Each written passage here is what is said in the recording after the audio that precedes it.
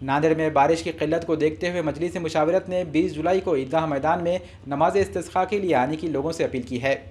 मौसम बरसात का आगाज हुए 1.5 माह का अरसा गुजर चुका है, लेकिन अब तक नांदेड़ समेत मराठवाड़े में इत्मीनान बख्श बारिश नहीं हुई है, जिसकी वजह से शदीद आबी किल्लत का मसला पैदा हो गया है। आबी किल्लत के सबब न सिर्फ इंसान बल्कि जानवर भी परेशान हैं। तमाम नदी नाले सूखे पड़े हुए हैं, कुएं और बोरवेल भी खुश्क हो चुके हैं।